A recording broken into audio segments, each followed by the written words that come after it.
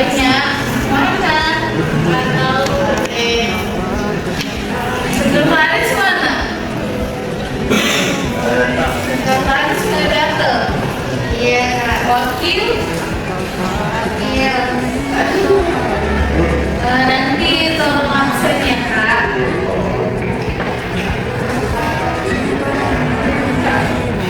Sebelum memasuki materi kita pada hari ini, kakak mau nanya ini materi sebelumnya tentang apa? Puasa. Ada yang tahu pengertian dari puasa? Apa? Menahan diri dari makan, minum, atau olahraga. Oke, yang terakhir, siapa yang tahu syarat-syarat puasa? Ada yang tahu dari laki-laki? Coba Itu Islam sama yang kedua berakal, yang ketiga balik, yang keempat majlis. di tepuk tangan. Dan sudah menguasai materi tentang puasa dan kita akan memasuki materi baru yaitu mengenai tentang riddah ataupun murtad.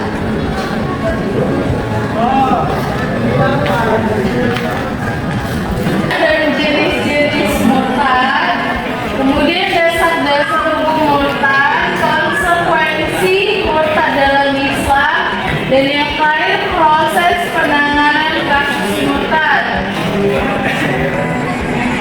Baik, kita masuki materi yang pertama mengenai pengertian murtad dan jenisnya. Adik-adik boleh lihat gambar ilustrasi gambar tersebut. Ya, dia ada dua jalan. Ada yang tahu mengenai ilustrasi tersebut? Boleh angkat tangannya. Memilih lagi. Menentukan lagi. Banyak ya. Jadi ilustrasi gambar tersebut itu bagaimana pikiran kita itu pandangan seseorang mengenai jati dirinya tersebut. Jadi dia bingung arahnya mau kemana. Dia kurang yakin tentang dirinya sendiri. Itu termasuk dengan ilustrasi mengenai murtad tersebut.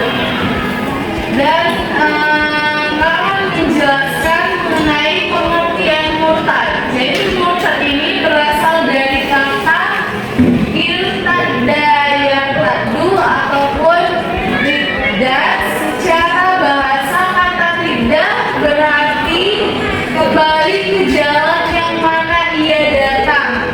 Murtad menurut istilah syariat Islam adalah seorang muslim yang menjadi kafir setelah keislamannya.